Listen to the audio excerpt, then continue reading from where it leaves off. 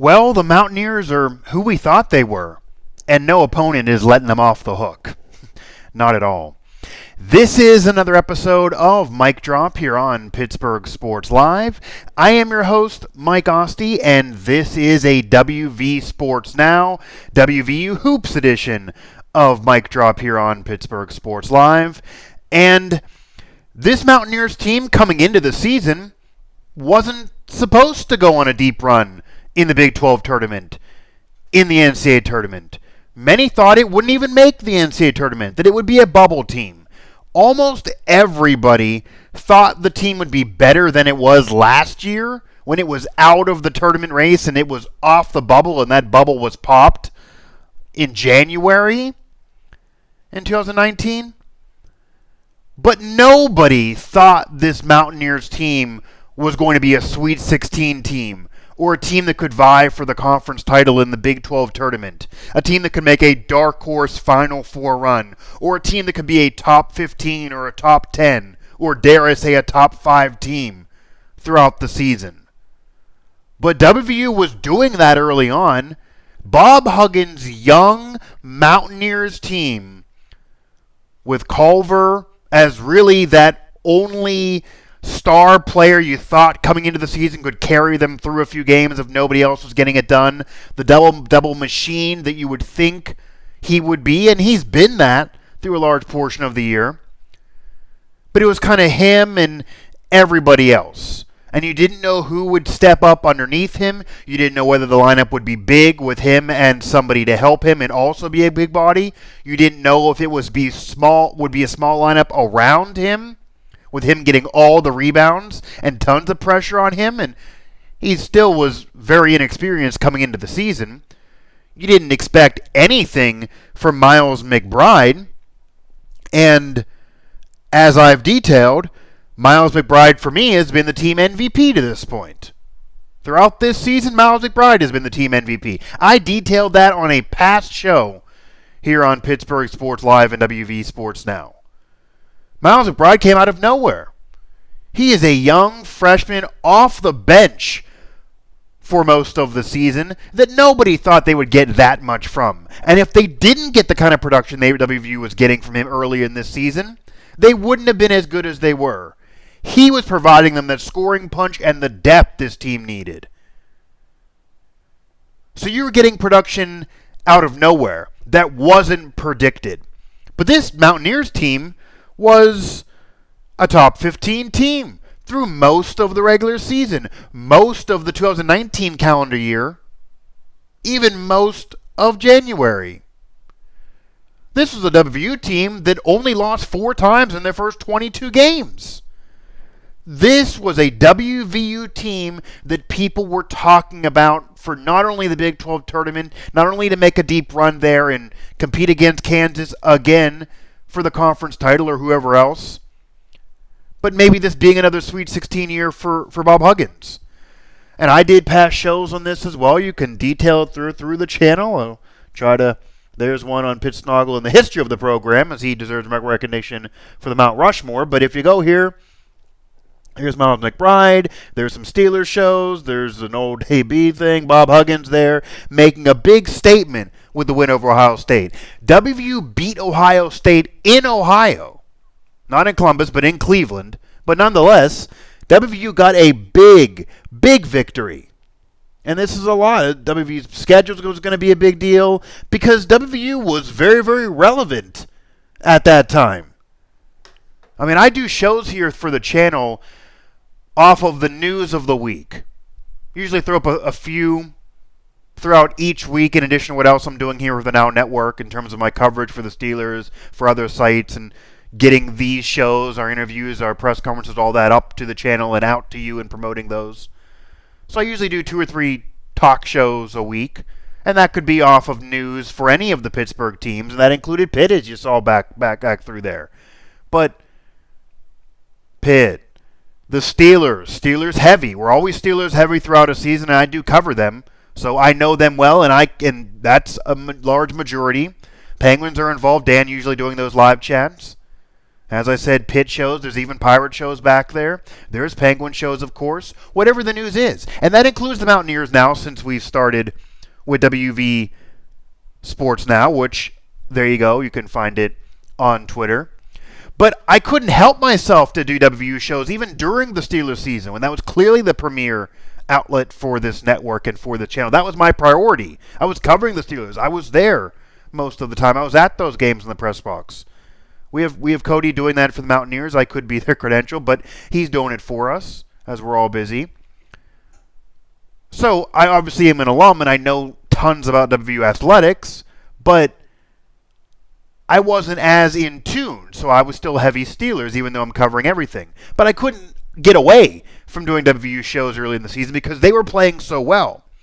They were doing better than I expected. I, as many thought this would maybe be a season where they could be close to the NCAA tournament. I didn't think it would be near as bad as last year, but I didn't think this was close to a chance for them to make a run in the Big 12 tournament, the NCAA tournament. I didn't think Bob Huggins would be excelling up the career wins list as quickly as he is this year.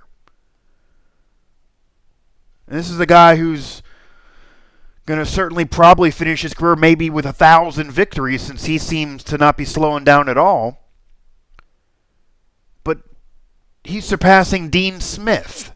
Think of that name. I thought that would happen, obviously, because I didn't think he'd be retiring this year or the next year or the year after that. He seems like he's not slowing down. He loves this. He's obsessed with this sport and with coaching this team. But I didn't think it'd be this quick because I didn't think they'd win this many games. And again, they only lost 4 out of the first 22 games. They were a top 15 team. And being ranked 15th was after they dropped. This was a top 10 team for a while.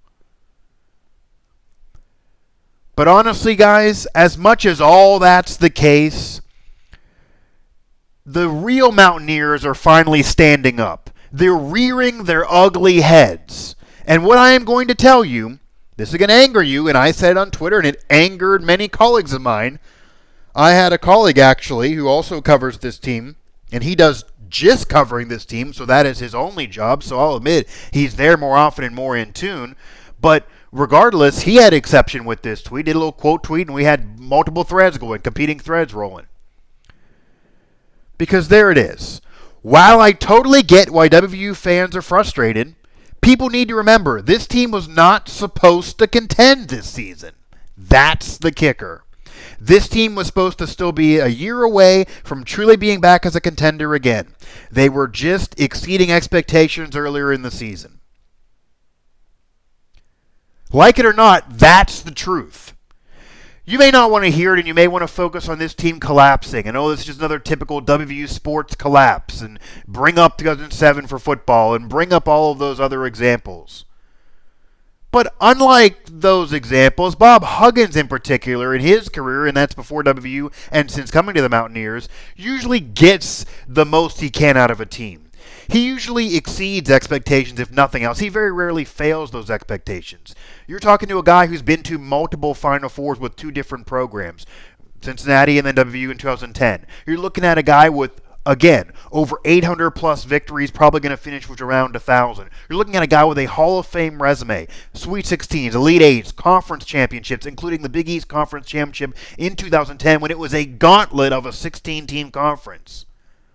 You're looking at a guy who's been in multiple championship games in the Big 12 tournament, in the Big 12 conference, playing Kansas, who's a premier team and franchise and program in the history of the sport. That's not WVU, but they're up there, and the Mountaineers have actually excelled in terms of increased their standing throughout the history of the game and become a better program overall, whether it be recently or historical, based on Bob Huggins coming back from the back and the success he's had with Deshaun Butler, Javon Carter. List can go on and on. So he's not going to disappoint and choke down the stretch. This isn't a great team with Kenyon Martin or Deshaun Butler or Javon Carter or Kevin Pittsnoggle, who I detailed back on a past show. He's not getting enough respect there by you guys, the Mountaineer fans. He took the Mountaineers to an Elite Eight. It was before Huggins, but he took them there with John Beilein. Those star players, whether they're just stars in college basketball like a Pittsnoggle or could have some NBA success like a Kenyon Martin, like now Javon Carter. That star player, even in the college game, is not walking through that door and still hasn't walked through that door. Now, I argued on a past show that any guy that had a chance to be that guy is Miles McBride.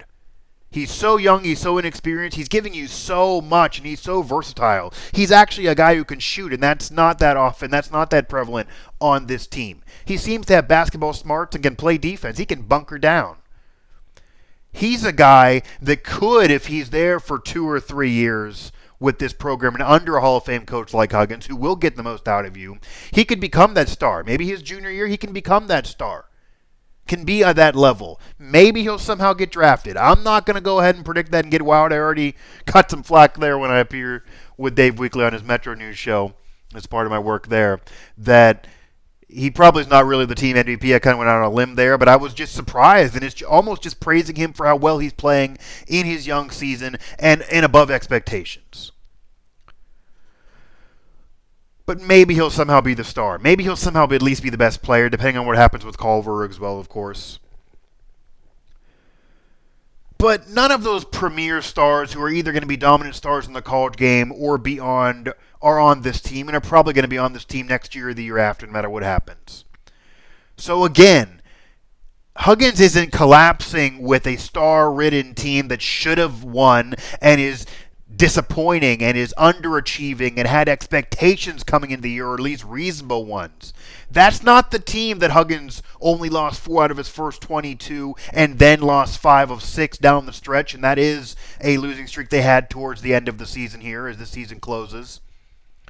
That's not a team that's crawling to the end of the season, that went from a guarantee at an NCAA tournament bid no matter what happened the rest of the season, a top 15 ranking most of the beginning of the year, to now on the bubble. This is a bubble team based on some of the losses they've had. They had a big win over Texas, a 30-point victory. Then they lose to the Longhorns, granted, in Austin. Lose to TCU, yes, in overtime, but that's after beating them a few weeks earlier. So a lot of those victories get taken away off of losses to the same team, and a Mountaineer team that's ranked higher and better than those teams, so we're favored coming in no matter where the game was played. I get that sucks. I get that's frustrating. Again, I understand. While I totally get why W fans are frustrated, that was the first sentence of that tweet that some had a problem with. I get it. When you start out so strong, when you're a top 15 team, when you're a team that's vying for success and you're hungry for a championship, and that's the only elusive thing that's not happened for the program or for the Hall of Fame head coach, I get the frustration. This is also a wide open year. Kansas is not who they used to be. They're good, but they're not who they've been before. There's not that powerhouse in the conference that maybe this would be the year W actually could win the Big 12 tournament. Maybe they still can get it, turn it on and do that, but that would be the year they could do that since they were runner-up so many times prior, because this isn't as great of a Kansas team this year. Duke's been losing. They've been trading off spots at number 1 throughout the season. North Carolina's going through a rebuilding year. They're not that great. Kentucky's lost games. Baylor is hanging on at number 1 most of the year, or at least most recently, and they're not a prohibited powerhouse of a program like you normally usually see at that number 1 spot. This is more one of those years that Kentucky a few years ago when they were a 9 seed went all the way to the championship game and ended up being runner-up to UConn, the Kevin Ollie UConn championship year. This is more like that. Okay? This is more like that in terms of what could happen in March, because there's been so many upsets, and being number 1 has almost been a death knell. Dayton is a top 3, top 5 team perennially most of this year. This could be the special year for Dayton. Not to say they've been a bad program recently, but they're not usually a top 5 team. So I get, again, the frustration because this could be the year. This is the year that it's wide open, and if you have that chance at being that good in the top 15 ranking, you have to seize the day. So I do understand that.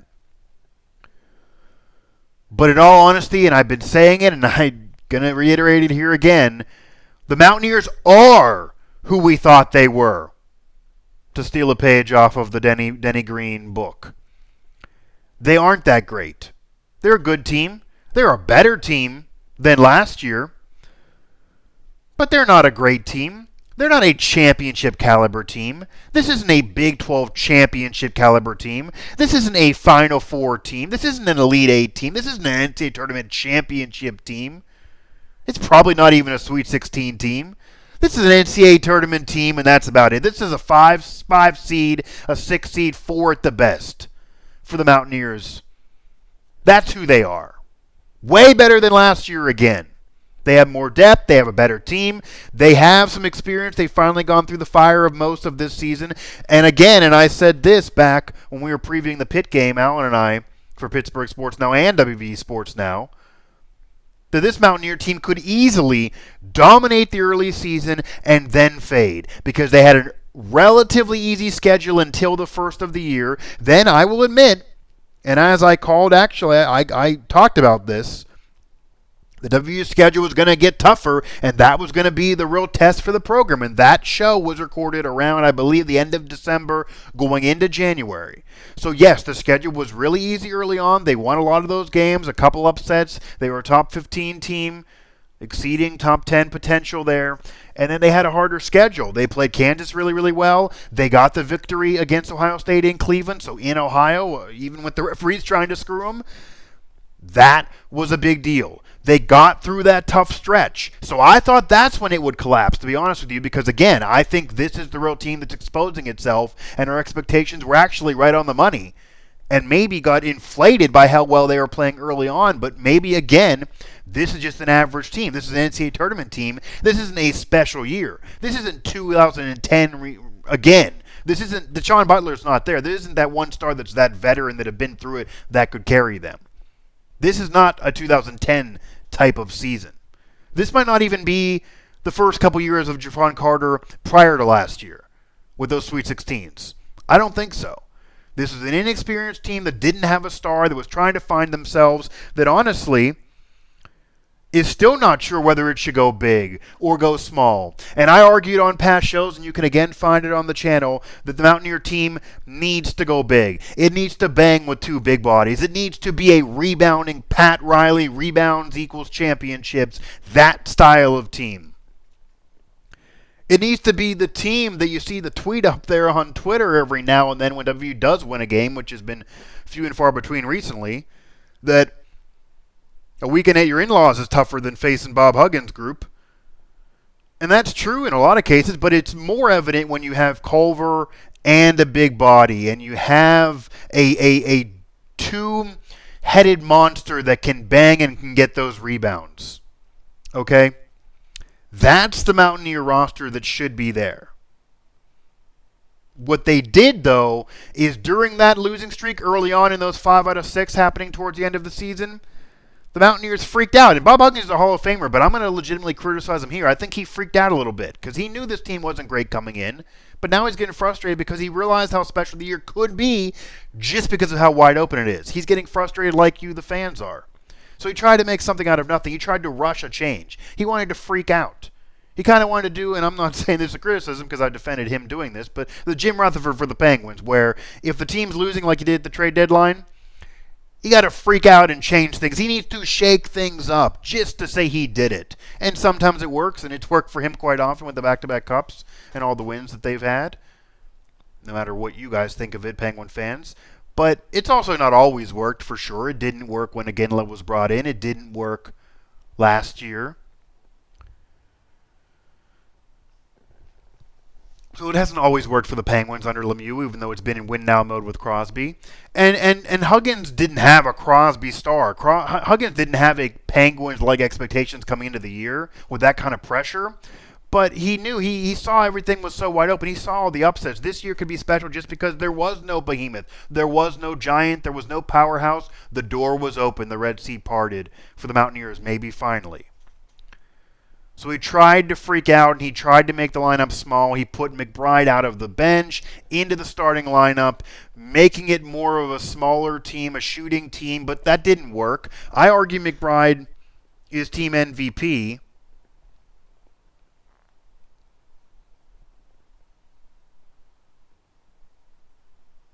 And Ever since I argued that, and Weekly argued with me and kind of joked with me on this, that was his pushback, because I came on his show to talk about this a few weeks after that show got posted, that, well, ever since then, he wasn't as good. And I hate to criticize him because he's so young, but the shooting touch wasn't there. He's been a different player in the starting lineup, and it's taken away the depth of this team. The team is so unique and so deep when he's on the bench. It's a different situation when McBride's on the bench than when he's in the starting lineup. It changes everything for the team. And I think the team's better with him on the bench. I think Huggins freaked out. I think he pushed the panic button a little too quick, tried to make that lineup small, worried about shooting too much, because even look at the loss to Texas. They went 10 for 21 from the free throw line. Okay? They're not shooting better. They're not improving themselves shooting. Even if they're hitting more three-pointers, yeah, they are a little bit, but they're missing free throws. You can't miss free throws and expect to win, and Huggins brought that up. He's going to keep it real. So again, Huggins freaked out. You, the fans, are freaking out. Everybody gets that, yes, this is a wide open year.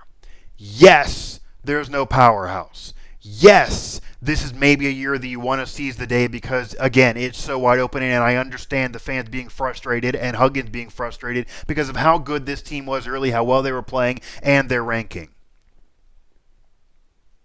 But yes, WVU is who you thought they were.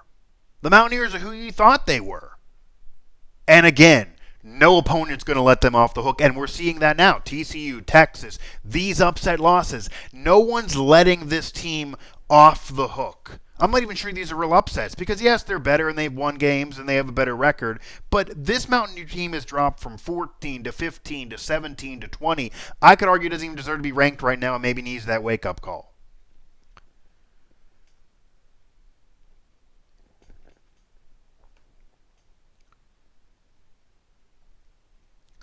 It's just a team that, again, it's good,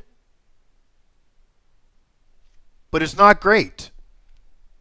It's not a Final Four team. It's not a conference tournament team. It's not a team with a deep run in the NCAA tournament. It's probably a team that's going to lose in the second round, that's going to be a 5 or a 6 seed, that's going to maybe fade out midway through the conference tournament.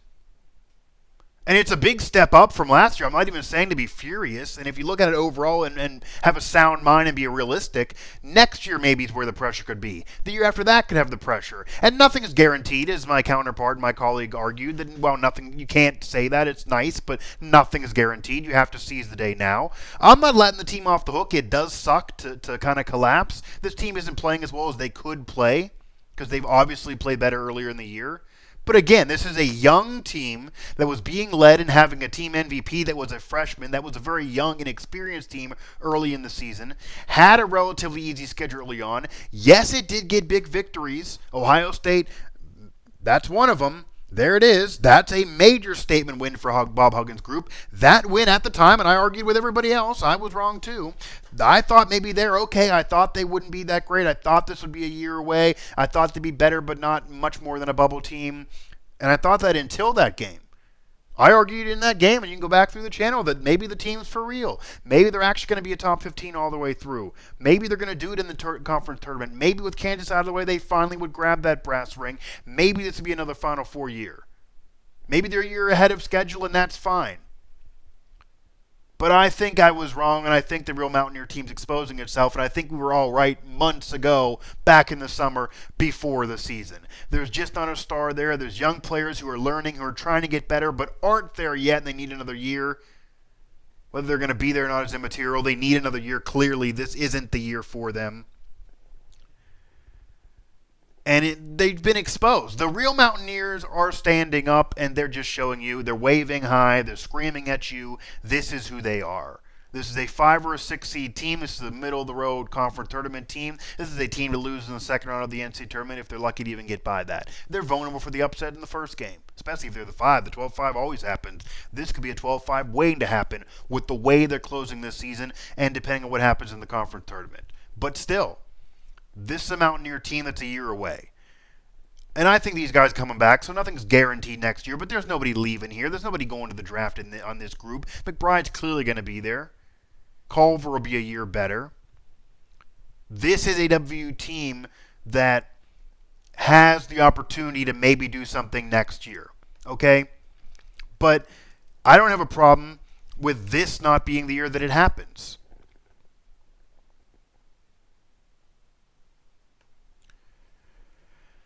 And we'll see how it closes as well, because there's going to be Baylor on that schedule. The show will be posted before that. We'll see what happens. They're obviously number one in the country right now. That's a Baylor team that's going to be a brutal horse to play. That's going to be a bear, literally. And when you're dealing with Bridges, when you're dealing with Haley, when you're dealing with Haller, when you're dealing with Culver, when you're dealing with McBride, it's a young team. Okay, it's a young and experienced team that needs to improve in many respects. This is a team that Haley was leading the way in scoring through portions of the early part of the season. Culver was in the Huggins doghouse earlier in the year. He's now emerged the double-double machine. Bridges can get boards, but what else can he really do? McBride stepped up and, as I said, been a team MVP potential, but he's young. He was off the bench most of the year. I think this team works better and deeper when he is on the bench, but Huggins not putting in the starting lineup, that's going to hurt things. McCabe has the shooting touch, but he's smaller, so whether do you go back to the big lineup, which takes away from him, he's the only one really shooting recently. When they went into the small lineup, I think this team works much better, and Huggins knows how to coach a team much better that is big. I would go to the two big bodies, go to the rebounding, play defense, get enough points to clamp out on getting a lead, bring back press Virginia, try to hold on at the end, and don't worry about the shooting touch. I'm sorry, McCabe, but that's the only way to do it, I see, for this Mountaineer team, and that's how they're winning earlier in the year. But we will see. We'll see what happens. I mean, I'd like to be wrong. Again, full disclosure, I throw the fan card away when I cover things and part of Pittsburgh media and when I'm credentialed, and that's including this with West Virginia now a part of the family. But I'm an alum, so I can't deny. I'd rather be wrong on this, but I'm just going to keep it real. This isn't me being a heel, as I sometimes do. This isn't me trying to in any way be a fan here. I don't do that, but this isn't that. Since I'm an alum, I'll put that out there. This is just me keeping it real. I didn't think this team would be much better than an average team, and I thought they would be a bubble team coming into the year at best, and then better than last year, but not much more. Not a special year. And even though it's wide open and you'd love for it to be the year, unfortunately, this isn't the year for the Mountaineers to be a part of a season that's wide open, I don't think. They weren't really ready for that. If they had last year's group or 2 years ago, 2 years team in this year, maybe it would be a conference tournament championship team. Maybe it would be a Final Four team instead of the Sweet 16. It could have been beyond that. But at that time, they still had Kansas and those teams were powerhouses. They're taking kind of a year off this year, a little bit of a lull with North Carolina, etc. That maybe you thought the door was open and they were playing so early on. Maybe you thought that they had the win against Ohio State. Maybe you thought that. But it just hasn't been the case. And it doesn't appear that way now. You lose 5 out of 6 at the end of the year. Anytime you have that type of losing streak and you think you're a top 10 team, it's just not really the case. It's too competitive. And these losses aren't to great teams. They just aren't. So again, the Mountaineers are who we thought they were. They're not being let off the hook. They aren't at all. And as much as I want to be wrong, and I thought maybe I was wrong mid-season, and I thought that Ohio State win was a statement win, and they would actually do something this year, and it could be special, in all reality, they're just not ready for it. You can't make a good team be great if it's not in them just yet. And that's kind of where I think the Mountaineers are. So that's going to do it for this one. I want to remind you again to follow our family of networks, Pittsburgh Sports Now, Pittsburgh Hockey Now, Pittsburgh Soccer Now, Steelers Now, as we got tons of coverage in terms of the Steelers site right now. I know they're obviously out of season, but this is Indy. This is Indy week. This is down there for preparing for the draft. See where we are here. We have one of these. Oh, I'm going to go up. Actually, that's the mic drop section. Steelers Now. Here's for the uploads. We got Combine Week. We got Kevin Colberg on Bud Dupree. There's a Big 12 action there. Kevin Colberg again on Minka Fitzpatrick. Finally talking about that trade there for you. Ben's rehab. Some big words for him there. Steelers Now, folks.